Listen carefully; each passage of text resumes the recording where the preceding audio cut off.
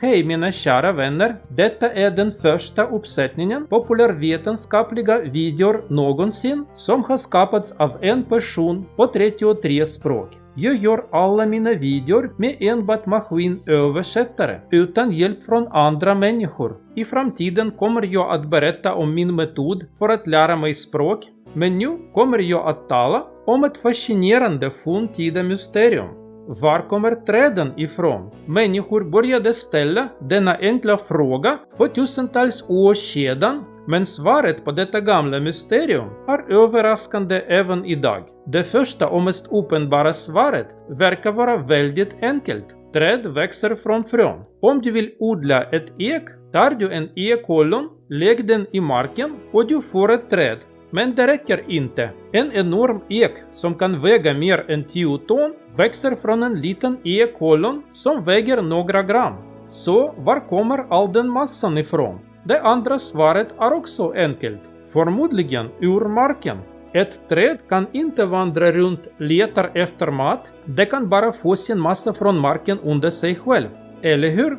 I verkligheten, nej. Vatten kommer naturligtvis huvudsakligen från marken, genom rötterna. Men hur är det med det mesta av träets struktur, av träets stormassa? Till och med för tusentals år sedan förstod de gamla grekerna och romarna att om ett växande träd helt enkelt drog upp jorden runt sina rötter skulle en enorm grop så småningom dyka upp under det trädet. När du står under ett träd, kolla bara på all den massiva strukturen ovanför huvudet och föreställ dig att allt kom från marken under dina fötter. Det borde lämna en grop flera kubikmeter i volym.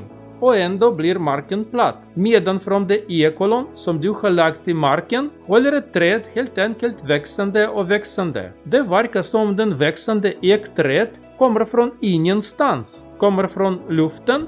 Och ja, detta är just det fantastiska svaret på mysteriet. Träd får huvudkomponenten av sin struktur från luften. Så hur hände det? Genom en process kallad fotosyntes. Kropparna av alla levande varelser på vår planet består av långa molekyler. Proteiner, kolhydrater, nukleinsyror, fetter och andra. Alla är helt enkelt långa kedjor av kolatomer med fasta eller infogade atomer av syre, kväve, väte, fosfor och andra element. Men var kan du få kolet att göra dem? Från vår atmosfär, från koldioxid. Växter, alger, oceanobakterier fångar koldioxidmolekyler från luften, sliter syret från dem, ger det tillbaka till atmosfären så att vi kan andas det och använder kolatomerna för att skapa långa molekyler, till exempel glukos, som används för att göra cellulosa, huvudbeståndsdelen av trä. Är det inte fantastiskt? Vatten är en vätska, koldioxid är en gas, de är svaga och efemera, men när de kombineras i en komplex struktur kan de vara kraftfulla, mäktiga träd. Och vatten, som träden får från jorden, kommer också från luften som vattenånga, som kondenserar och faller till jorden som regn. Och kväve, som behövs för att göra proteinmolekyler, tas också från luften av bakterier som lever nära trädens rötter, i en process som kallas kvävefixering. När ett träd växer, luften blir till trädet. När ett träd brinner ner eller sönderdelas, återvänder det mesta tillbaka till luften. Och detsamma gäller för alla växter. Och vi, människor och djur, äter växter och bygger våra egna kroppar från dem, så att strukturen hos våra egna kroppar byggs i slutändan från luften. Titta på den blå himlen och de vita molnen en solig dag och föreställ dig att det är det din kropp mestadels är gjord av. Dina strukturella molekyler skapas från luften. Som du ser som den blå himlen, vattnet kommer från molnen och solljuset ger energin. På andra sidan, när vi står på en gammal kyrkogård där det växer mycket träd, kan vi tro att den avlidnes kroppar är under marken, men vi har fel. Kalciumfosfat, det organiska materialet som gör våra ben hårda och starka, finns verkligen kvar där. Men andra komplexa strukturer, från vävnader till molekyler, faller sönder och återupptas av växterna som vi ser omkring oss. De dödas kroppar på en kyrkogård ligger inte i jorden under våra fötter. Nej, De har blivit grenar och löv på himlen ovanför våra huvuden.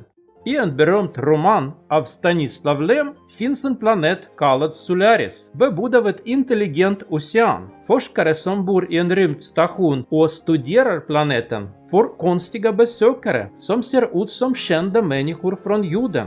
Havet på Solaris kan generera dessa besökare baserat uteslutande på den information som det samlar in från människornas hjärnor. Detta är naturligtvis science fiction. Men det finns en riktig planet som är täckt av ett hav som kan generera komplexa strukturer och lösa upp dem i sig själv. Och den planeten är jorden. Havet är atmosfären, informationen är vårt DNA och strukturerna är alla av oss, de levande varelserna på jorden.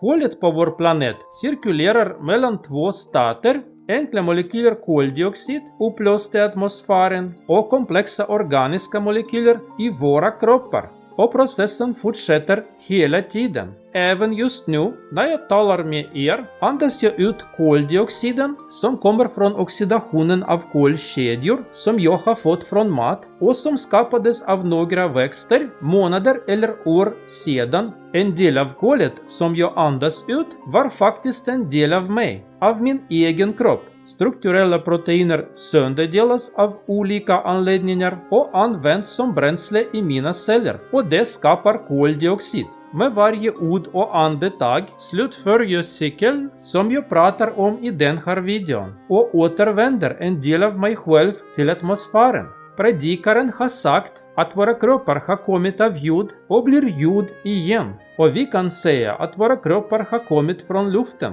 och blir luften igen med varje andetag vi tar.